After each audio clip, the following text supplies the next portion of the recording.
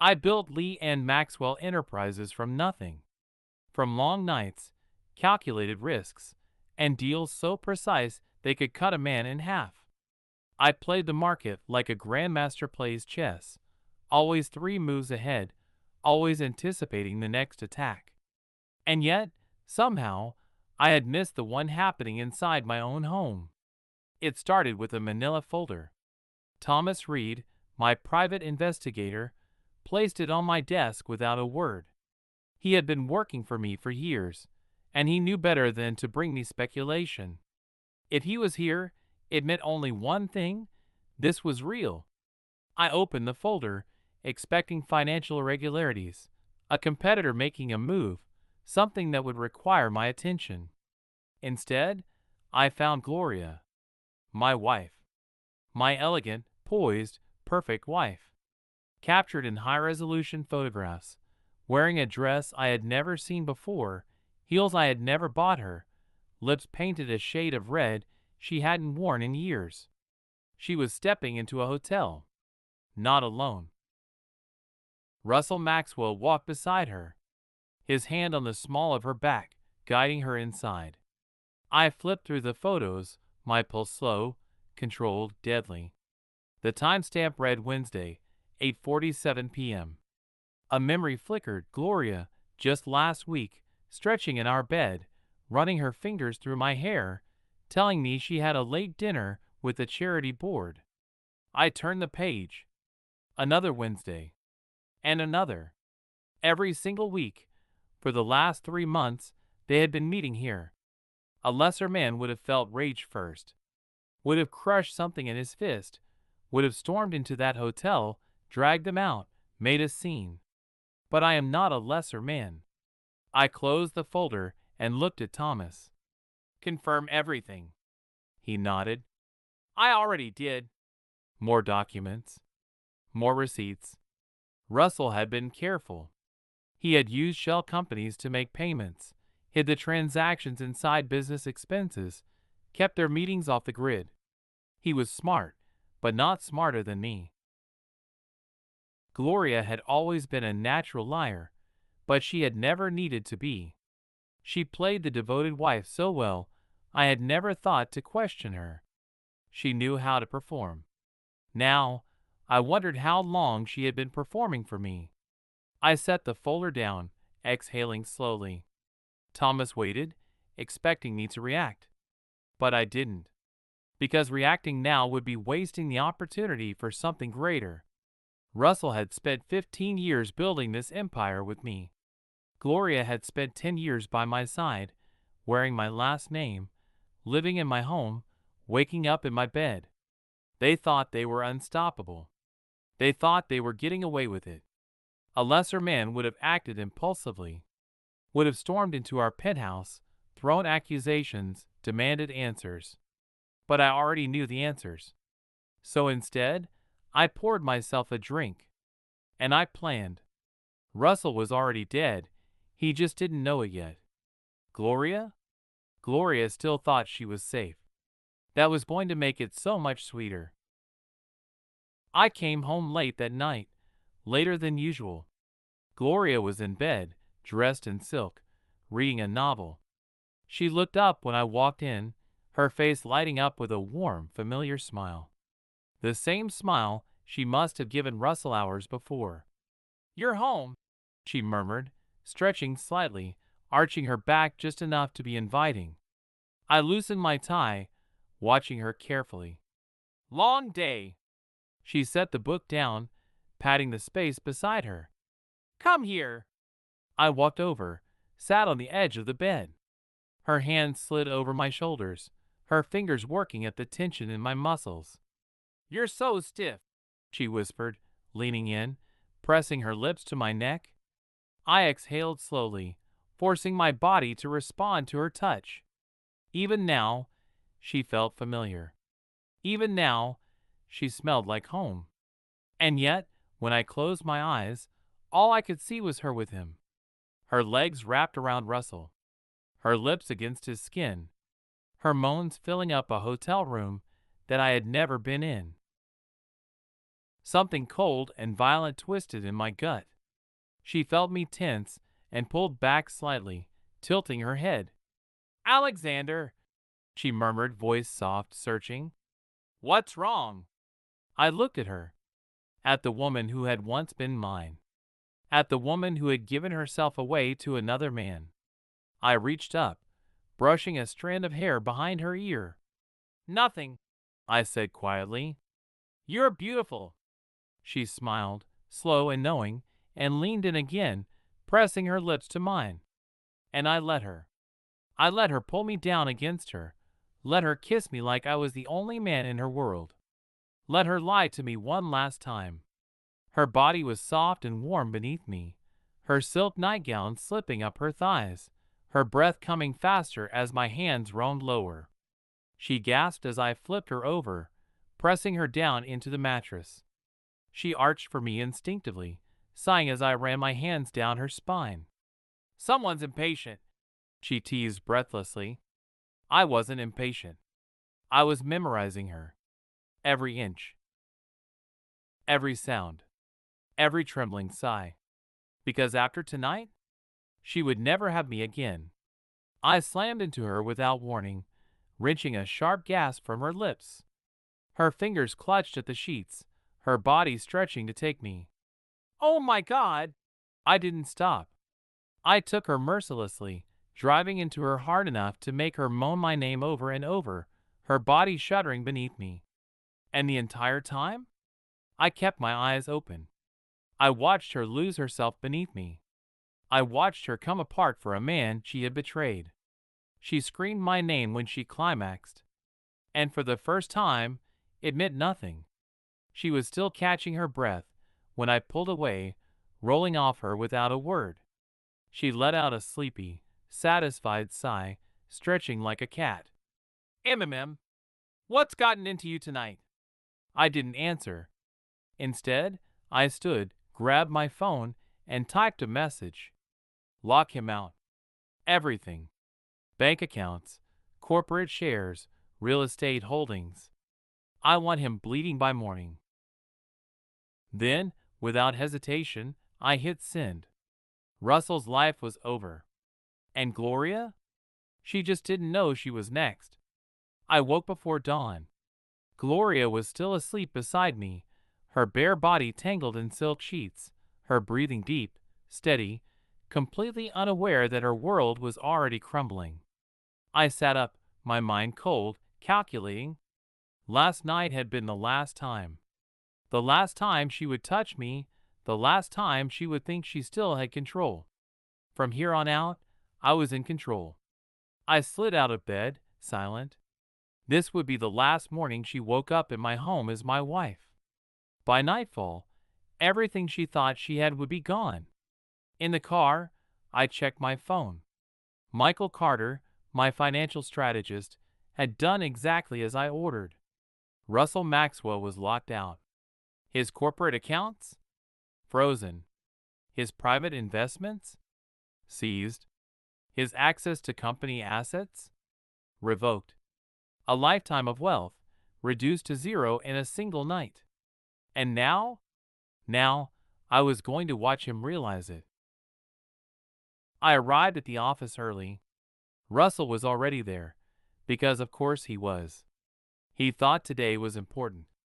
He thought he'd be presenting the expansion plan for our international division. He thought he was still a player in this game. He didn't know the game had ended before he even woke up. I stepped into the conference room, watching as he paced, sipping coffee, flipping through documents with that confident smirk I had once respected. Now, I wanted to wipe it off his face permanently. Morning, he said casually, not looking up. Big day today. I leaned against the doorway, folding my arms. It is. He finally looked up, frowning slightly.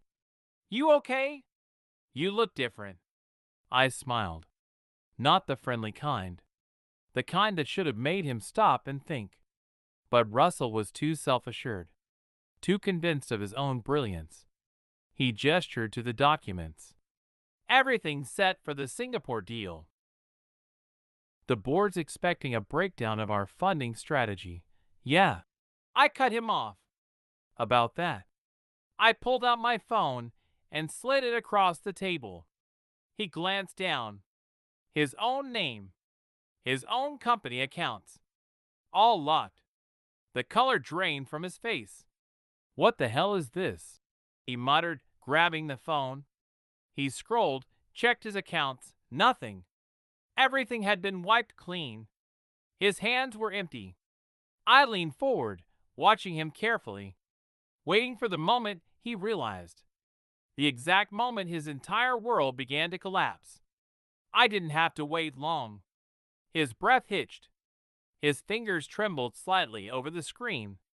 What the fuck is going on? I took my phone back, sliding it into my pocket.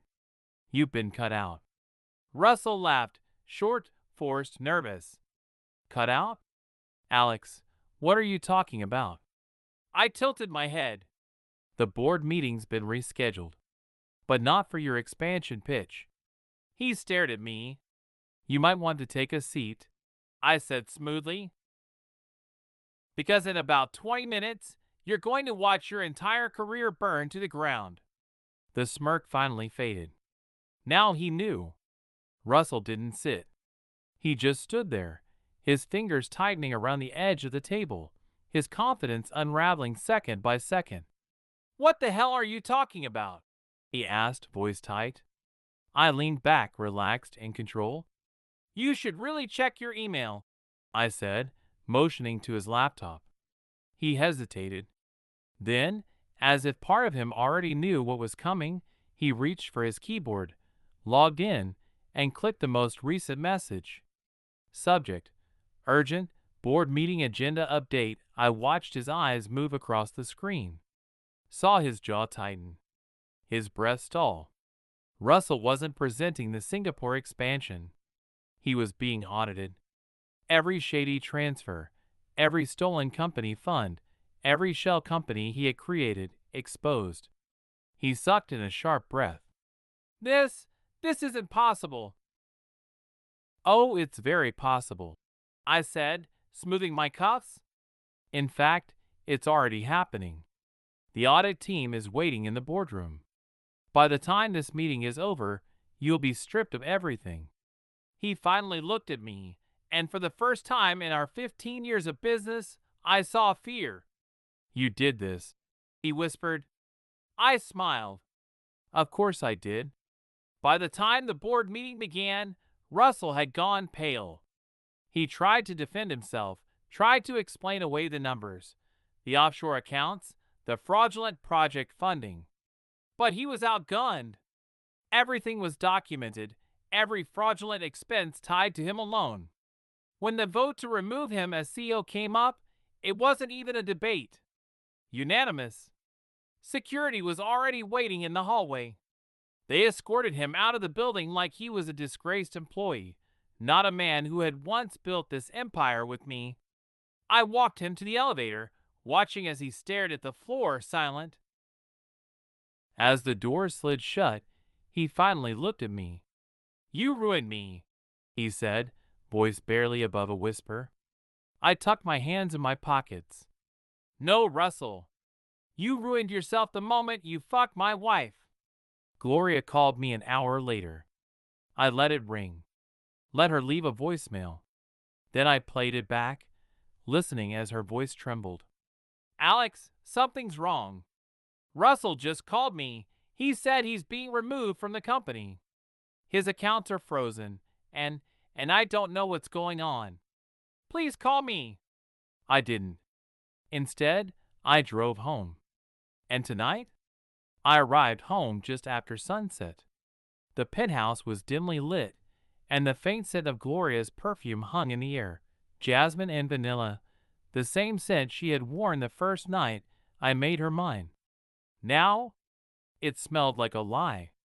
She was waiting for me in the living room, still dressed in the silk robe she always wore after her evening bath, the same robe she had probably worn for him. Her phone was clutched tightly in her hand, her face pale, eyes wide with barely concealed panic. Alex, She breathed the moment she saw me, pushing off the couch, rushing toward me like a desperate woman. I let her get close, close enough that she thought I might actually hold her. Then, just as she reached for me, I took a step back. She faltered, her hands freezing midair, her expression cracking for the first time. "What's wrong?" I asked smoothly, as if I didn't already know. She swallowed hard, her throat bobbing. "Russell just called me." "Did he?" She nodded quickly, stepping closer again, testing me. Still unsure where she stood. She had no idea that her world had already collapsed. "He said he's being removed from the company, that his accounts are frozen, that he's—" She hesitated, her voice shaking slightly. "That he's ruined." I said nothing, because this was the moment. The moment where her carefully built web of deceit started to strangle her. Her fingers gripped her phone tighter, her breathing shallow. "Alex, what's going on?" I tilted my head. "What do you think is going on, Gloria?" Her mouth opened, closed, opened again. I I don't know." I smirked. "Lying doesn't suit you, darling." She froze. A full second of stillness. Then, barely above a whisper, "What?" I stepped toward her this time, close enough to see the flicker of fear in her eyes. "Russell Maxwell was removed from the company today. His finances are frozen. His investments are gone. And in a few weeks, his assets will be seized to cover the damages from the fraud investigation." I paused, watching as her lips parted, watching as the color drained from her face. "Because, as it turns out, your lover was a thief." Her breath hitched. A small sound. Almost a whimper. "Alex, I cut her off with a laugh. Cold. Sharp. Final. "You really thought I didn't know?" I asked, stepping even closer. "You thought I wouldn't notice? That you could sneak off every week, spread your legs for another man, and come back to me like nothing had happened?" Tears welled in her eyes, but she wasn't crying yet. She still thought she could fix this. "Please," she whispered, voice cracking. "Please just listen. I have listened," I said smoothly. "For months I listened. To your lies, your excuses, your carefully rehearsed little performances." She flinched, because she knew. She knew exactly what I was talking about. "The spa was amazing today," I mocked, mimicking her voice. "What was it last week?" "Oh, right. The charity board meeting ran late." I leaned in slightly, lowering my voice. "Tell me, Gloria, did you practice those lies in the mirror before you told them to me?" A tear slipped down her cheek. She never cried, but she was crying now. "Alex, I swear I pulled my phone from my pocket, unlocked it, and pulled up the photos. Then I turned the screen toward her. Gloria stopped breathing. The first image, her, stepping into the hotel in that tight red dress. The next, Russell's hand on her waist. Another, a blurred shot through the hotel window, her silhouette straddling him. And finally, the one that broke her kissing him. Her fingers trembled. Her legs wobbled, like she might actually collapse. Then, her knees hit the floor. "Alex," she choked, gripping my shirt, sobbing now. "Please, please just listen." But I had already made my decision. I grabbed her hands, pried them off me, and took a step back. "You'll get the divorce papers by morning." She froze. A second of pure, crushing silence. Then, "No." Her voice broke on the word, her entire body shaking. "Alex, please," she whispered, crawling forward on her knees. Crawling to me. I stared down at her. The woman I had once loved. The woman I had once built a life with. I slept like a man who had one. For the first time in months, I woke up with clarity, with purpose, with absolute control. The moment my eyes opened, I checked my phone. Everything was in motion. Russell's arrest was imminent. The fraud charges were finalized. His attempt to move money offshore? Blocked. His passports flagged. His assets frozen. His lawyers refusing to take his calls. Gloria's financial accounts? Gone. Every credit card maxed out. Every safety net stripped away. The luxurious life she had clung to for a decade? Over. Divorce papers were being delivered at noon. My lawyers ensured they were airtight. She walked away with nothing. By the time I stepped into my office, the city knew what had happened. The whispers had already started. Russell Maxwell was ruined. And Gloria? She was about to learn what it meant to betray me. At 11:58 a.m., she arrived at my office. I knew she would. She had spent the night sobbing, screaming, begging, calling me 50 times, leaving desperate voicemails that ranged from pleading to outright hysteria.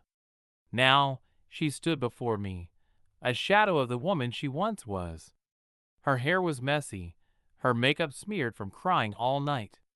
The expensive silk dress she had thrown on looked wrong on her now, because she had worn it for the wife of a CEO. And after today, she was neither. Alex, she choked out, stepping forward. Please. I made a mistake. I leaned back in my chair, watching her. Calm. Unmoved. You made a choice, I corrected. Tears streamed down her face. But it didn't mean anything. He didn't mean anything. I love you. I almost laughed. Instead, I simply reached into my drawer and pulled out the divorce papers. She looked at them like they were a death sentence. Because they were. You'll sign them, I said simply. Her lips trembled. No. No, please. I cut her off. If you fight this, I will make sure you don't just walk away with nothing. I will make sure you can't even afford a one-bedroom apartment. She stared at me, breathing fast. You thought you could lie to me. Cheat. Steal years of my life. And what? That I'd forgive you? I let out a soft chuckle. Gloria, you weren't just my wife. You were my investment. And you just became a failed one. Her entire body shook. She knew now. She had lost everything. Her social circle? Gone. Her money? Gone. Russell? Destroyed. The life she had built for herself? Over. And the worst part? She had done it for nothing. Russell couldn't save her now. Russell was already in handcuffs. I picked up my pen and placed it gently on the table. Sign it! She stood there for a long time, crying, shaking, knowing there was no way out. Then, with trembling fingers, she signed. And just like that, Gloria Maxwell ceased to exist. She wasn't my wife. She wasn't the partner of a powerful man. She was nothing. 1 year later, I thrived. My company expanded globally, stronger than ever. Russell? Sentenced to 8 years in prison. His name became a punchline in corporate circles. Gloria? She had disappeared into obscurity.